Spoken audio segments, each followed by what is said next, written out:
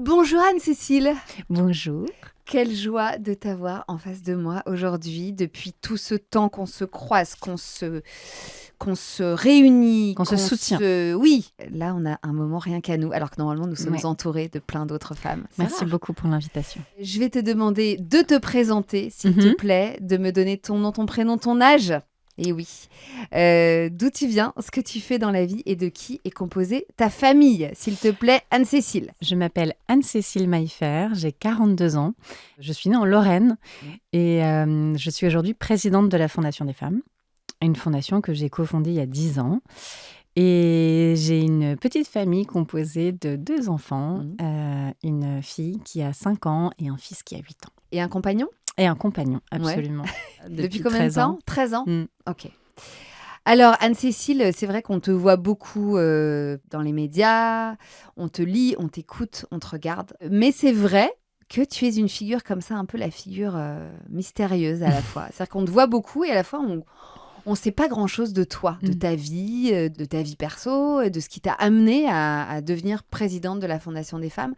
Donc moi, c'est ça que j'ai envie de comprendre aujourd'hui. Alors toi, t'es née en Lorraine, donc il y a 42 ans. Dans quelle famille t'es née, toi, Anne-Cécile? Je suis née dans une famille de profs, dans un petit village à l'extérieur de la grande ville qui était Nancy, pour moi.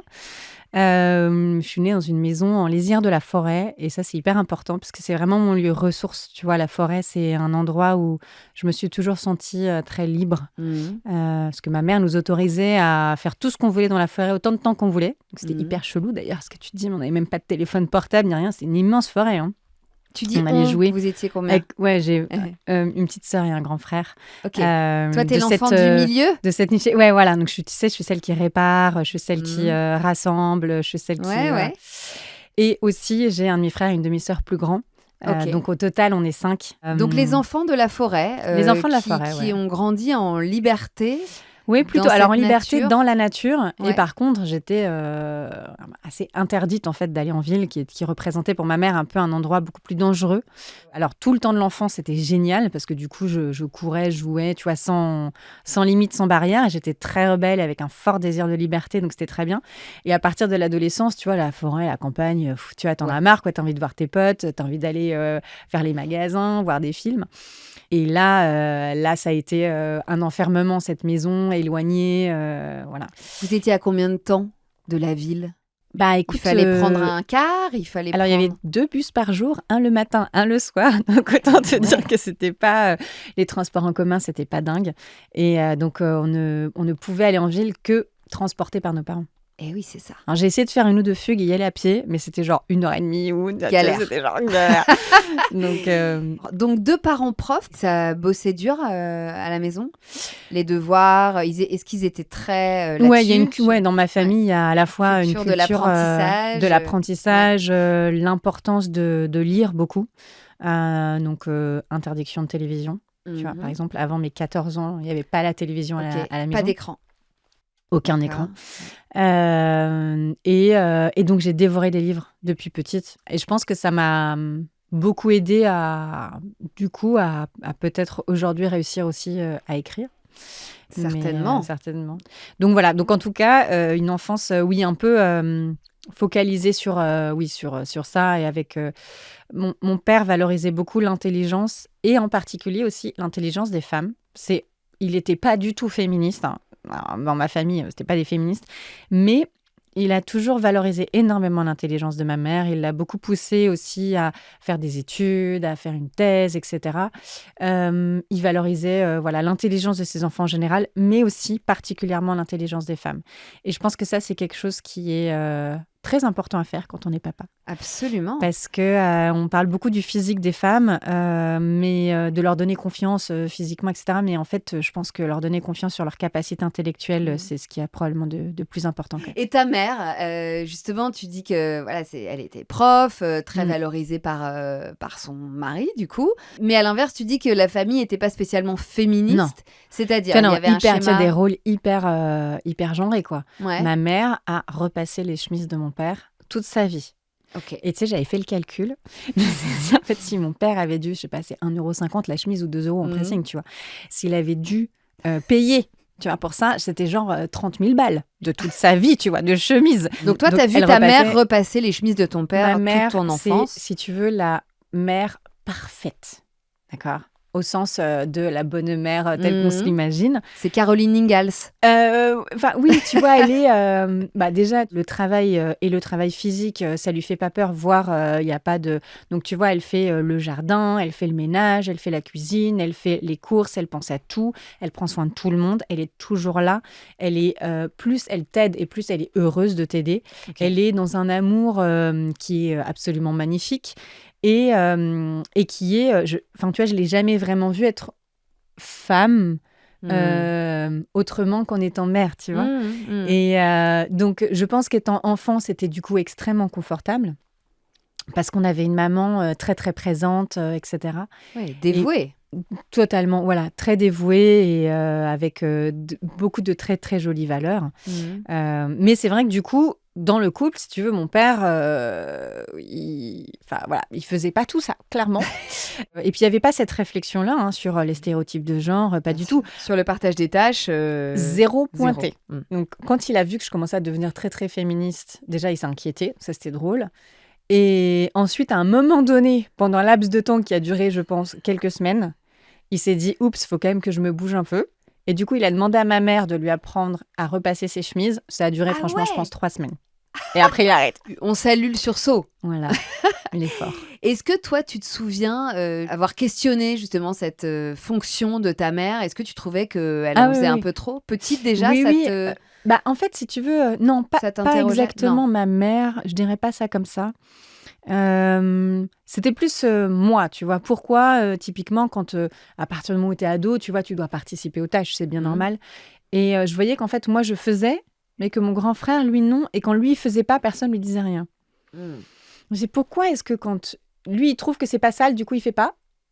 Ça, c'est la bonne excuse. Ouais. Et du coup, comment... Voilà, je suis en train de... Le pauvre Guillaume, je t'adore. Il a combien d'années de plus que toi? 2 ans. 2 ans, ok. Mais en tout cas, j'avais l'impression qu'il en faisait moins. Et je trouvais qu'on lui disait rien quand il en faisait moins. Et que moi, par contre, j'en faisais 3 fois plus, quoi. Et donc ça, c'était voilà, cette petite injustice. Et puis, c'est tous ces trucs. En fait, moi, j'étais hyper rebelle. Quand je voulais faire un truc, c'était impossible de m'arrêter, quoi. Hein. Voilà, j'avais une espèce d'énergie, une détermination un peu sans limite. Mais vas-y, Et- raconte, comment ça s'exprimait? T'as fait, Non, t'as fait des conneries? Ouais, j'en ai fait plein des conneries. Ouais. Ah non, mais adolescente, j'étais terrible, ma pauvre mère. Ouais. Comment Ouais. s'exprimait ce caractère rebelle, ce J'avais besoin de envie- liberté? J'avais envie de tout, j'avais envie de tout voir, de tout découvrir. Je n'écoutais aucun conseil avisé. Tu vois, regarde, toute petite, par exemple, un exemple. Toute petite, j'ai escaladé les barreaux de mon lit à barreaux. J'ai enlevé mes barrettes, tu sais, les petites barrettes en fer. Je sais pas si tu Ouais. t'en souviens à l'époque, tu sais, dorées, là, qui se... Mhm. Je les ai enlevées. Je les ai mis dans le trou de la prise. Ouais. Et donc, évidemment, je me suis électrocutée. Donc, heureusement, c'était qu'avec une seule main, donc je suis encore là pour te parler aujourd'hui. Mais ce que je veux dire, c'est qu'en fait, je voulais tout tester. Donc, je voulais tester la prise, je voulais tester les ciseaux, je voulais tester... tu vois, je me couper les cheveux, j'ai failli foutre le feu. Enfin, tu vois, Toutes les conneries conneries possibles et imaginables. Et d'ailleurs, ma mère, du coup, m'a souvent raconté que... Elle s'est demandé souvent quelle est la prochaine connerie qu'elle va inventer. Donc, voilà. Donc, ok, comme ça peut paraître un peu débile, mais globalement, en fait, ce que je veux dire par là, c'est que je ne me suis jamais satisfaite d'un « il ne faut pas ». En fait, il fallait que je comprenne pourquoi il faut pas. Par moi-même. Et après, du coup, j'ai arrêté. Ouais, Et du pour coup, j'ai éventuellement pas accepter mis la 2 contrainte. fois les doigts dans la prise. Je l'ai mis Ouais, qu'une ouais, fois. ouais. J'ai compris pourquoi il fallait pas. Et du coup, je l'ai pas refait. C'est quoi la plus grosse connerie que t'aies faite, ado? Moi, j'avais envie de vivre, quoi. Tu vois, j'avais envie de vivre. Donc, je partais. De vivre en dehors de la rejoindre forêt. des mecs. Tu rejoignais des mecs? Ouais. Je partais pour sortir en boîte en cachette, tu vois. Ouais, tu fuguais. Enfin, Tu faisais le mur. je voulais pas qu'on m'empêche, tu vois. Du coup, c'était un peu terrible parce que, voilà, un jour, il s'avère que, par exemple, tu vois, j'ai dit oui, je vais voir des copines. En fait, j'appelle bref. Non, je sais pas si je dois le dire. Mais en gros, ça m'est arrivé de partir, de prendre le train l'après-midi. parce qu'à l'époque, il n'y avait pas le TGV, donc ça mettait 3 heures pour aller à Paris, et de retrouver des copines, de sortir en boîte, jusqu'à la dernière heure, tu vois, au Queens, quand il y avait encore sur les Champs-Élysées. Et du coup, 6 heures du mat, tu sors de la boîte, il fait jour, et je reprends le train, Tu quoi. reprenais le train. Mais en tout cas, sur le coup, à nouveau, tu vois, moi, j'ai cette sorte de pulsion de vie et de...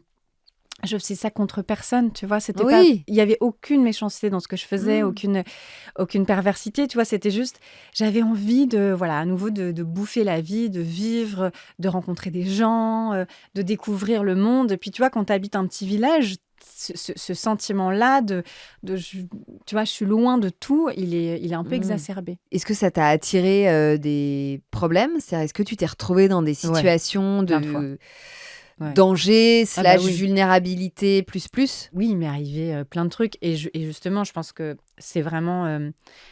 moi, je me suis sentie comme ça, tu vois, un énorme besoin de liberté qui a été vraiment contraint et un peu matraqué par la violence masculine. Et en fait, j'ai compris, à force de me prendre des coups, qu'en fait, quand t'es une fille, je sais pourquoi maintenant on peut pas faire tout comme les garçons. Parce que pour nous, il y a des dangers qui sont différents. Et il y a des dangers qui sont très, très dangereux. Et donc, c'est au fur et à mesure, si tu veux, je me suis vraiment... Enfin, ça m'a fait rentrer dans le rang. Enfin, tu vois, très clairement, t'as 17 ans, il est 5 heures du mat, t'as aucun filet de sécurité. Bah, les gars qui sont à la fin en boîte bourrés, tu vois, ils se disent c'est open bar. Tu sens qu'en fait, t'es épié, t'es ramené voilà, on te rappelle dans l'espace public que c'est pas toi qui es en maîtrise. Tu vois, c'est d'autres qui commandent ici et qui peuvent te faire des remarques. Et puis, voilà, quand tu as envie de boire, de danser, de vivre, de rire, tout de suite, tu deviens un petit peu une proie. Et tu t'en rends pas compte, parce qu'en plus, à l'époque, quand c'est au début, tu vois, adolescente, je sais pas si toi, tu as senti ça, mais quand on commence à avoir un peu des formes, à se trouver un peu... Enfin, bon, il s'avère que moi, je me trouvais un peu jolie, tu vois, et séduisante et tout. Du coup, j'avais envie de voir comment ça faisait. T'avais envie de séduire. Ouais, et t'as l'impression que ça te donne une sorte d'avantage, en quelque sorte, sur les hommes. Pas du tout. Ça, c'est un énorme... tu vois, c'est un énorme leurre. C'est jamais toi qui as l'avantage. Mais ça, c'est des choses que tu apprends, en fait, au fur et à mesure.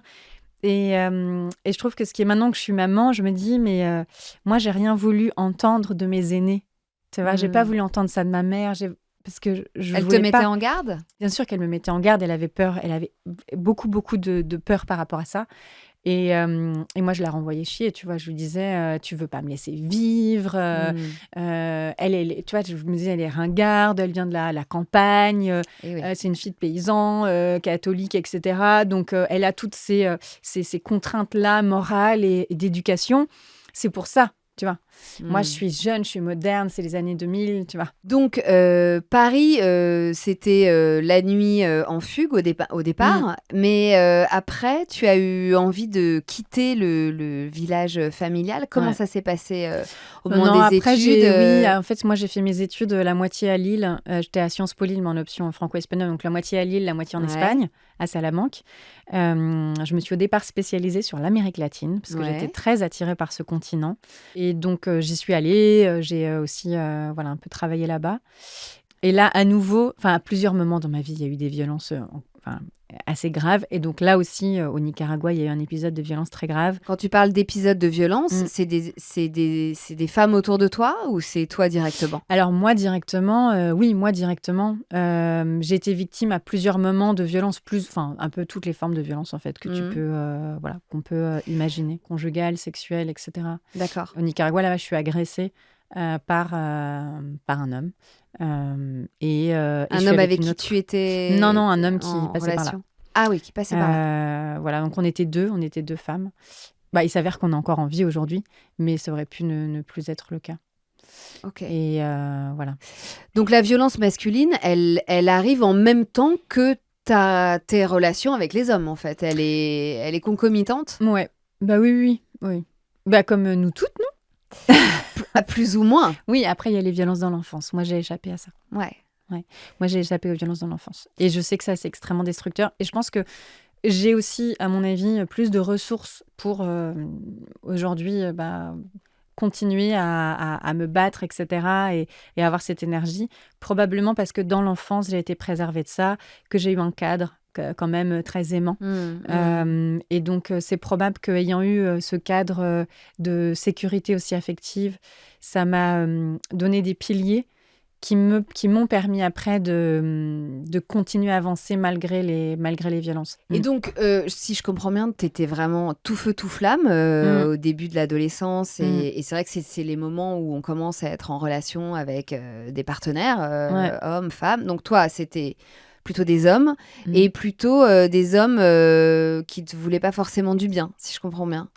Non, ça dépend. J'ai eu un peu de tout. Hein. T'étais pas spécialement attirée par non. Mais en fait, je hommes, crois pas, tu sais, que les femmes sont spécialement attirées par les bad boys. Je pense que les hommes violents savent trouver les femmes qui ont des fragilités. Et d'ailleurs, les fragilités sont pas forcément celles qu'on croit. Par exemple, moi, j'ai été la proie d'un homme violent en particulier avec qui j'ai été en couple quand j'avais 18 ans. Et je pense que c'est aussi parce que j'étais une femme très empathique. Tu vois, ce profil-là, c'est aussi des profils qui sont attirants pour ce genre de personnalité parce qu'en fait, ils peuvent te mettre facilement sous emprise. En se faisant passer pour la victime, bien sûr, tu vas prendre soin de lui. Et tu vas tout donner pour lui. Et tu vas tout faire pour lui parce que le pauvre petit. Tu te rendais compte qu'il y avait quelque chose de pas normal ? Je m'en suis rendu compte, oui, quand ça a été trop loin. Mais tu souffrais de cette relation avec ce garçon, par exemple, à 18 ans ? Ah bah oui, non, mais ça m'a détruit. Tu vois, j'étais en prépa et j'ai arrêté... j'ai arrêté la prépa en cours de route. Je pesais 30 kilos. Ah ouais. Non, ça a été très loin, ouais. Combien de temps t'es restée avec lui ? Une année scolaire. Trop longtemps, apparemment. Ouais, trop longtemps, de toute façon. Mais, un an, et après, t'as réussi à t'en sortir ? Ouais. T'as réussi à le quitter ? Ouais. Ok. Ouais. Est-ce que tu dirais que cette relation, elle a été fondatrice, ou en tout cas que peut-être tu t'en es pas rendu compte sur le moment, mais qu'elle a déterminé après en fait, les autres hommes vers lesquels tu as été, ou en tout cas ta vigilance, ou peut-être un recul ? En fait, il y a eu, comme j'ai vécu plusieurs épisodes de violence de différentes natures, y compris d'autres plus jeunes, y compris d'autres après, encore aussi extrêmement violentes. En fait, je peux pas dire s'il y a vraiment un épisode de violence qui a été qui m'a plus ouvert les yeux, mais en tout cas, tout ça, ça a construit quand même, c'est sûr, tu vois, ça m'a... À nouveau, ça m'a... Il y a tout un espèce d'idéalisation de l'homme parfait, de l'amour, de tout ça qui a sûrement... c'est sûr que j'ai beaucoup plus j'ai eu beaucoup plus de méfiance par la suite. Et en fait, en vrai, c'est horrible à dire, mais tant mieux. Bien choisir son conjoint, c'est ce qu'il y a de plus fondamental pour les femmes, parce que le risque de violence pour les femmes vient d'abord de son partenaire. Donc, on a souvent peur de l'inconnu. En fait, en réalité, on est plus facilement tué par son conjoint, plus facilement frappé par son conjoint, plus facilement violé par son conjoint que par un inconnu. Et donc, bien choisir son conjoint, c'est très, très, très important. C'est déterminant, en fait, même pour sa sécurité physique et mentale, et sa carrière, et tout. Il n'y a pas longtemps, j'étais dans un collège et la prof, pour rencontrer les élèves, et la prof me disait « Qu'est-ce que vous diriez aux filles de la classe ?» Voilà. Et je disais « Il y a un truc, si vous êtes hétérosexuel, vous ne trompez pas quand vous choisissez votre conjoint. Ça détermine toute votre vie. » Et alors, est-ce que justement, toi, au fur et à mesure de ces rencontres, t'arrivais à filtrer, à sélectionner comment dire, tu vois, au niveau du casting de... En fait, ce qui m'a vraiment aidée, vraiment, c'est le féminisme. Parce que, en fait, le féminisme, ça donne quand même vraiment des clés de lecture aussi. Tu vois, ça nous aide à comprendre qu'est-ce que c'est un homme violent, comment ça se manifeste, c'est quoi l'emprise. Oui. Et en fait, quand tu n'as pas ces outils-là, tu as vraiment l'impression que c'est une relation, chaque relation est assez unique, chaque mec est différent en fait. Donc tu t'en rends pas forcément compte, c'est très difficile à détecter les signaux. Grâce au féminisme, tu vois, j'ai pu me rendre compte que par exemple, la jalousie, c'est pas OK. Mais ça, il faut que des féministes nous aient aidés à ouvrir les yeux. Alors justement, toi, tu ouvres les yeux à quel moment tu te souviens? Parce que tu dis grâce au féminisme, et le féminisme, Mmh. il se déploie à quel moment vraiment dans ta vie? Il se déploie, je dois avoir 24-25 ans. Il y a cet épisode au Nicaragua qui Ouais, est sûrement le plus violent de tous, où je suis avec une autre femme et je vois ce qui se passe à cette autre femme. Et du coup, ça ne m'arrive pas qu'à moi. Je vois ce qu'il lui fait. Et du coup, tout d'un coup, si tu veux, c'était plus moi. mmh, Et d'avoir vu ça, en fait, déjà, ça a été déterminant pour ma vie. Je me dis plus jamais je veux voir une femme être violée. Et puis, ça m'a aussi. Je me suis rendu compte que le sujet, c'était à nouveau pas moi, c'était les femmes. En fait, et peu importe notre âge, notre nationalité, notre religion, le pays d'où on vient, en fait, à partir du moment où tu nais femme, tu as ce risque-là. À partir du moment où tu es née femme, tu n'es pas considérée par les hommes de la même manière. Et donc, je me suis dit, il y a peut-être un truc à changer là. Et donc, à partir de ce moment-là, je m'implique dans des associations. Donc, j'en connaissais pas beaucoup. Je me suis impliquée en France dans une association qui traite des sujets de prostitution. Je fais des maraudes, d'accord. je vais au contact des personnes prostituées, je tiens des permanences. Donc, on reçoit les personnes et on les aide dans leur démarche pour acquérir des Mmh. papiers, pour porter plainte, pour traite des êtres humains, etc. Donc, c'est tous les récits de vie de toutes ces femmes. Ah là. Donc là, c'est ton premier contact Mon premier avec contact avec l'associatif et le l'associatif. féminisme. Oui, le Et là, je fais bénévolat sûrement un des trucs les plus durs. Je pense, enfin, un des trucs, ouais, c'est vraiment très, et très dur. l'absorption Ouais, de ouais, récits de vie. ouais. Et c'est là Et je suis dans qu'effectivement, un don total à la cause, c'est-à-dire que je ne peux pas m'arrêter. Je suis à disposition, si tu veux. Vraiment, je me suis mise. Et donc, ça peut être jour et nuit, hein, parce que tu vois, tu peux avoir des femmes qui sont dans des situations, même des adolescentes. Alors, ça, c'est vraiment le. En fait, quand tu découvres à la fois l'horreur des violences des hommes et face à ça, j'en ai rien à foutre de la société, c'est sidérant en fait. Parce que tu te rends compte qu'il y a beaucoup de femmes, que c'est vraiment très très grave et que vraiment les gens s'en foutent. Et puis on parle, tu vois, d'il y a 20 ans quasiment. Donc, mmh, mmh. les gens voilà, les gens s'en fichaient vraiment. Et donc, souvent, je me suis retrouvée un petit peu seule, alors que j'étais toute jeune et pas vraiment formée, Mmh. face à des situations où tu avais des femmes en danger de mort, et y compris des adolescentes. Et donc, c'est en travaillant ces sujets-là aussi que j'ai commencé à ouvrir les yeux sur, alors déjà, l'immensité et la profondeur et la noirceur de la misogynie et la haine des femmes. Donc là, j'ai fait une espèce de. Tu te dis, mais en fait, les hommes nous détestent tellement. Et là, c'est. Qu'est-ce que tu comprends? Qu'est-ce que tu apprends, au sein de cette première expérience, associative?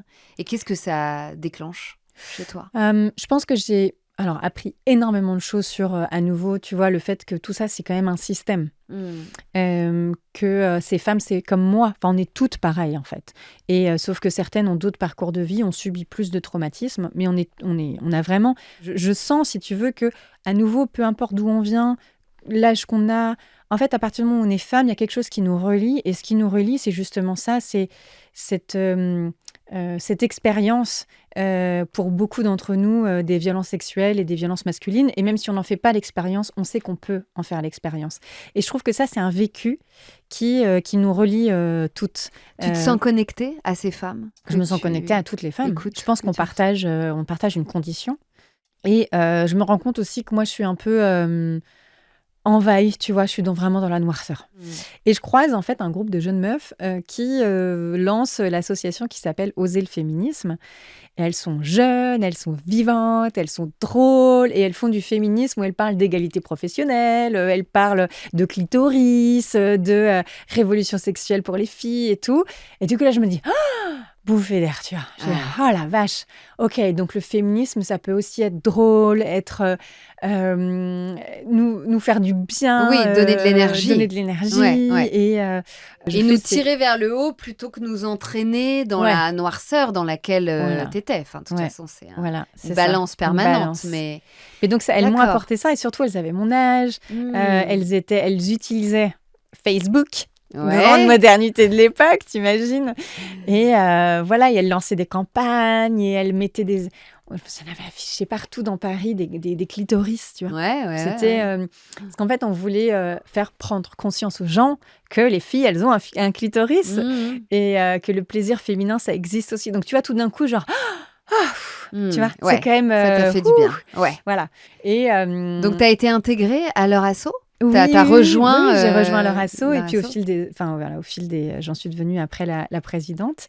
On a fait des campagnes géniales sur des tas de sujets et là, c'était vraiment... On se marrait. Alors, je bossais comme une dingue hein, parce que, tu vois, c'était... j'avais les 2 assos en parallèle, donc j'avais... Ah, tu continuais quand même la première? Ouais. Et je me suis tellement cramée là-dedans, tu vois, à vouloir tout faire, que vraiment, à un moment donné, je me suis dit, mais en fait, je vais pas survivre. Enfin, tu vois, je fais trop de choses. J'ai beaucoup d'énergie, mais là, on est quand même à un stade, tu vois. Et donc, j'ai fait un petit peu le point. À ce moment-là aussi, j'ai subi une vague de harcèlement assez importante. C'était en 2015. J'avais dénoncé une fresque pornographique dans une salle de garde d'un hôpital, d'un CHU à Clermont-Ferrand. Je ne sais pas si tu t'en rappelles. Oui, bien sûr. Donc, ça représentait... la ministre de la Santé, qui était aussi à l'époque ministre des Droits des Femmes, multipénétrée par 5 ou 6 super-héros. Elle était aussi déguisée en Superwoman. Et donc, violée, en fait, en réunion. Hein, et c'était « Prends-toi la bien profonde, ta loi santé. Ah, t'as vu, tu fais plus ta maline, etc. » Évidemment que ça, c'est pas acceptable. Enfin, dans un hôpital de surcroît, un hôpital public de surcroît, en fait, les médecins sont censés quand même, y compris accueillir beaucoup de femmes qui passent par là. Donc, je trouvais ça quand même délirant. Je dénonce ça. Et du coup, en retour, je subis une vague de harcèlement des médecins, donc, hein, puisque à l'époque, en plus, ils prenaient aucune précaution, l'impunité totale sur les réseaux sociaux à l'époque. Hein. Donc, c'était leur nom, leur prénom, leur spécialité, leur ville. Enfin, on avait tout. Hein, donc, pour les enquêteurs, ça a été facile. Donc, ils ont publié des photomontages de moi, nue, ligotée, quelle salope, quelle cochonne. J'avais des appels. En fait, ils ont trouvé mon numéro de téléphone. Du coup, j'ai été appelée des centaines et des centaines de fois par des médecins de toute la France. Avec tant que tu reviens pas sur tes propos, on continuera de te harceler. Non, mais des trucs délirants. Et du coup, au bout de 3 jours où je suis genre... J'ai des avocates qui viennent à moi. Valence Borget en particulier et Benjamin Chouet. On porte plainte. Et donc là, ça se calme. Ils seront par la suite condamnés. Ce sera très... D'ailleurs, j'ai bien aimé le procès. Ça s'est très, très bien passé. C'était très rigolo. Les médecins étaient là, ils regardaient leurs chaussures et tout. Mais je sais pas, monsieur, pourquoi j'ai dit grosse cochonne. Ça, c'était drôle. Enfin, moi, j'ai trouvé ça drôle. Voilà, j'avoue. Donc ça, c'est cette période-là. Mais cette période-là, elle est dure, tu vois. Elle est dure, mais c'est le moment où toi, tu montes en grade, en tout cas dans cette asso, tu deviens présidente. Et donc, du coup, tu deviens médiatique. C'est très lourd à l'époque, y compris à cause de ce harcèlement et tout. Et je me dis... c'est too much, tu vois, ça va trop vite, j'ai trop d'expositions, je m'en prends trop plein la gueule. Par ailleurs, en interne, c'est pas simple non plus parce que les organisations militantes, c'est pas la sororité tous les jours, ok. Donc, et puis, tu vois, je me rends compte qu'en fait, je suis quand même en train de me tuer à la tâche et qu'il y a un espèce de truc sacrificiel là qu'il faut que je règle. Après ce marasme judiciaire et cette plainte et cet épuisement quand même psychologique et même physique, j'imagine, tu devais être au bout du rouleau là, à cette heure-là. Est-ce que tu fais un break? Comment ça se passe? Ouais, je fais un break. Alors moi, comme je suis toujours très très rapide, je fais un break de 2 mois. Ouais, ok. Voilà, en fait, je quitte Oser le féminisme vers le mois de mai 2015. Je me dis, en fait, là, je suis au bout, je suis capoute, je suis fatiguée, je veux faire autre chose, j'arrête. Je prends l'été, je réfléchis. Et là, j'avais une petite idée dans le fond de la tête. Tu sais, c'est ce truc où c'est là, et puis à un moment donné, c'est là. Je me suis toujours dit qu'il faudrait une fondation pour les droits des femmes. Parce que je voyais bien quand j'étais dans ces associations-là qu'on faisait un travail de malade à sauver concrètement la vie des femmes avec 0 €, hein, avec 0 thune, de manière complètement bénévole, à l'arrache, alors qu'on est en train de parler de trucs hyper graves, de mafia, de réseaux de traite internationaux. Enfin, tu vois, c'est des grands méchants, quoi. Et on est là, tu vois, les petites meufs avec 0 €. Donc, du coup, je me suis dit, bon, ça, il faut que ça change. Et je voyais aussi qu'il y avait plein de petites associations sur les violences conjugales, sur d'autres choses qui vivotaient avec rien. Alors que il y avait d'autres grandes causes qui sont très importantes qui pouvaient lever des millions d'euros. Tu vois, les animaux, des tas de maladies, l'environnement. Les gens savent être généreux, peuvent être généreux quand une cause leur parle. Et il s'avère que la cause des femmes, ça concerne du coup à peu près toutes les femmes et beaucoup d'hommes, soit parce qu'ils ont eux aussi été victimes, par exemple dans leur enfance, ou de par leur père, ou parce qu'ils sont en empathie et en solidarité avec les femmes aussi qu'ils connaissent. Donc je me suis dit, ça concerne quand même plein de gens. Et donc si on pouvait faire que les gens qui trouvent ça important de faire quelque chose et les femmes qui se bougent tous les jours pour changer la donne, si on pouvait les faire se connecter et faire que l'argent vienne d'un côté pour aider de l'autre, et ben en fait, on serait beaucoup plus forte et on pourrait faire plein d'autres trucs et on pourrait aider beaucoup plus de femmes. Et donc je me suis dit, tiens, ça n'existe pas, et ben pourquoi moi je le ferais pas? En fait, tu vois, à force de dire il y a qu'à Faucon, faut se bouger. Voilà, allez. Tu te bouges et tu le fais. Voilà. Voilà. Et j'en ai parlé à quelques personnes autour de moi, des personnes que j'estimais beaucoup, justement, parce que je savais que c'était des personnes expertes en levée de fonds, en communication. Oui, tu avais ce réseau-là. Tu sais, moi, je retiens les gens. Ouais. Et donc, je savais, tu vois, que j'avais retenu cette personne, je la trouvais super intelligente sur tel sujet. Telle autre, je m'étais dit, tiens, elle dirige cette plateforme de levée de fonds. Tiens, elle, c'est une avocate qui m'a l'air bien réactive. Et donc, du coup, tu vois, je suis allée voir toutes ces personnes en disant, voilà, j'ai cette idée. Qu'est-ce que t'en penses ?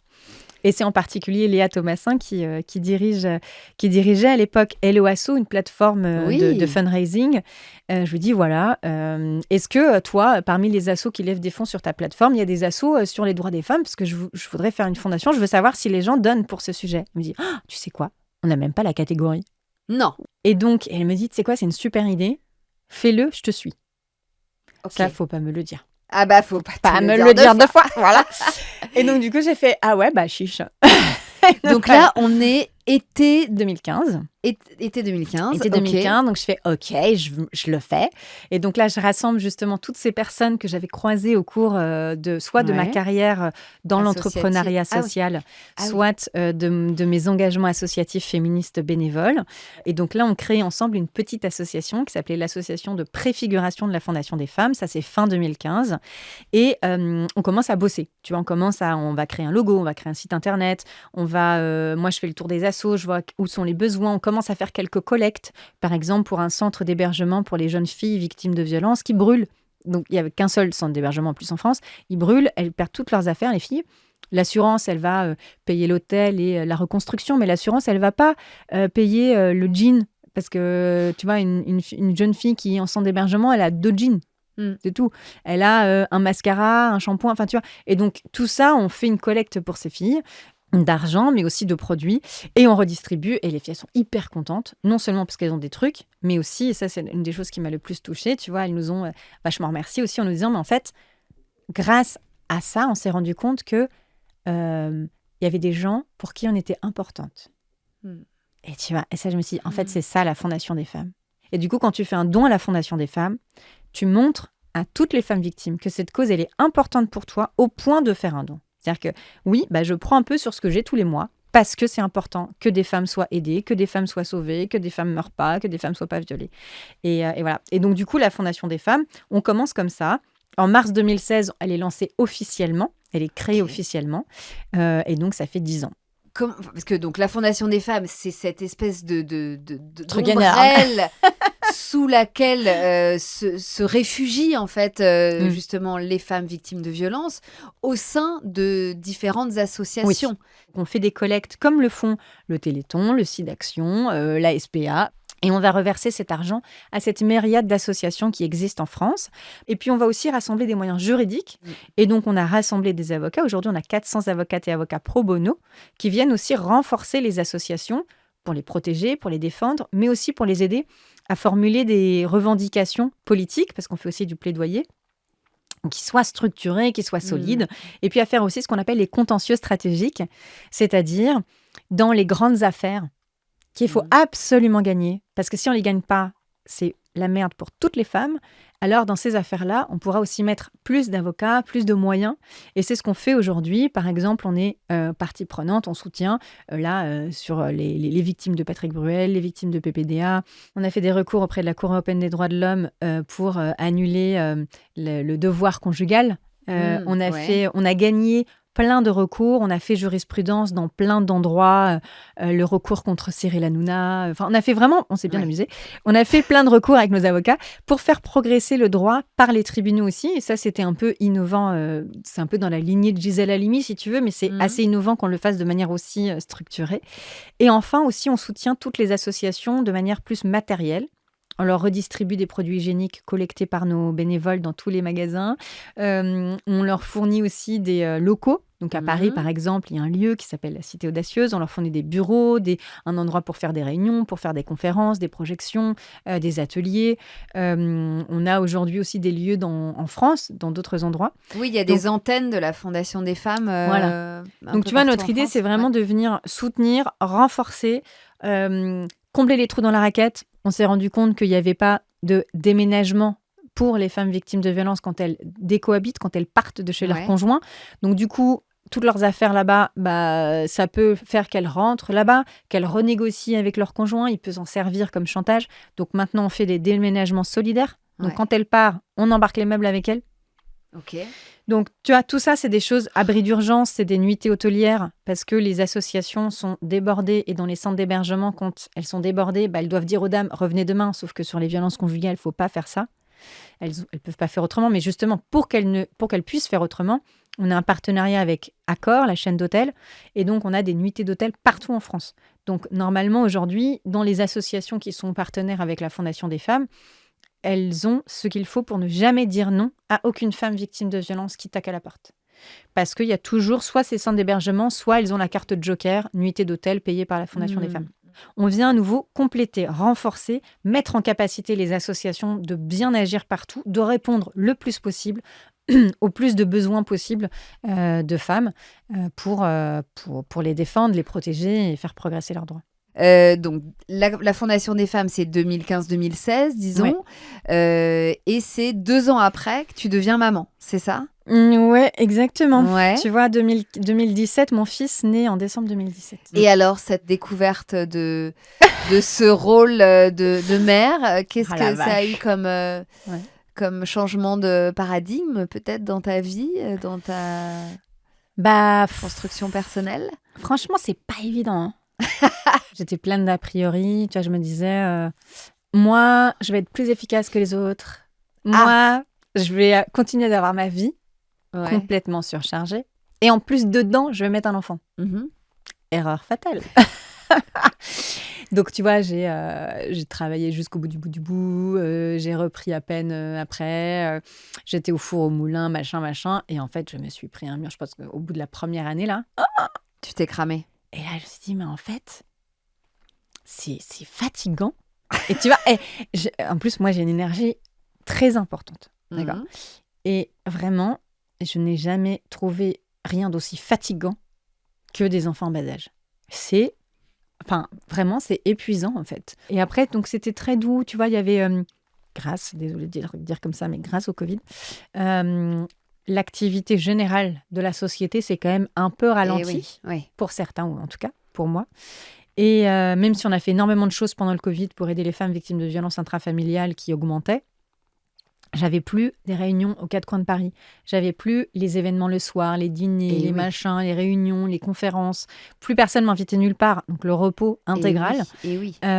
Et donc ça m'a permis quand même de faire un arrêt maternité beaucoup plus reposant. Bien Parce que sûr. tu vois, j'étais chez moi. Après, il y avait les couvre-feux et tout. Donc en fait, il y avait le rythme, je trouve, le rythme du Covid. Comme c'était un rythme en fait où on s'est rendu compte que les gens, qu'il fallait soigner les gens. Du coup, c'était quand même un rythme qui était quand même un petit peu plus adapté. Je ne sais pas comment toi, tu l'as vécu, mais on ne faisait pas comme si on n'était pas des humains. Ouais. Et donc, tu vois, voilà, avec les couvre-feux le soir, il n'y avait plus rien le soir. Bah, bien sûr, ça a permis de se poser, de se calmer. Pour moi, en tout cas, ça a été une période plus adaptée en termes de rythme. Et j'en parle d'ailleurs dans mon livre La panique démographique, à quel point, en fait, il y a un sujet de temps, en fait, qui fait partie des sujets, je pense, fondamentaux et qui sont complètement sous-évalué par les politiques publiques. Tu vois, personne met sur la table le fait que peut-être qu'il faut qu'on fasse... tu vois, peut-être qu'il faut limiter le nombre d'heures qu'on travaille par jour ou le nombre de jours qu'on travaille par semaine. Peut-être que le toujours plus rentable, toujours plus optimisable, toujours plus rapide, toujours plus, ça marche pas avec la vie. En fait, l'enfant n'est pas autonome avant 5-6 ans, tu vois. Donc, nécessairement, ça va t'imposer un rythme qui est différent et ce rythme-là n'est pas optimisable. Tu peux pas appuyer sur un bouton ou trouver une innovation pour que l'enfant se développe plus vite, tu vois. Tu vois, ça nous rappelle quand même que on est fou et que en fait, on nous demande, à nous humains, d'être dans la même logique que les robots. Tu vois, en surperformance, sur remplissage de... Et tout le temps plus. C'est-à-dire qu'en fait, dès que tu as une innovation, tu as Internet, tu as un smartphone, tu as des applis, oui, tu peux réserver plus facilement ton billet de train, par exemple, que d'aller à la gare. Mais en fait, ça fait quoi ? Ça fait que tu fais du coup 10 fois plus de trucs. Tu te dis pas, comme je ne vais pas à la gare mais que je réserve mon billet de train, je prends du temps pour lire. Non. Tu fais pas ça. Tu vas au contraire dire, du coup, j'ai le temps de lancer 3 lessives, 2 machines, faire ci, faire ça, Et tu vois, du coup, on remplit. Plus on optimise, plus on remplit. Et plus, en fait, on part en burn-out. Tu l'as évité, toi, le burn-out ? Oui et non. J'ai pas du tout fait de burn-out comme beaucoup de femmes en font. Des burn-out qui sont vraiment extrêmement graves, qui marquent d'ailleurs parfois une vie, une carrière, qui ont des conséquences extrêmement difficiles pour la santé. Mais je pense que j'ai été à plein de moments en surchauffe, dans des périodes pas du tout saines pour moi, pour mon corps, tu vois.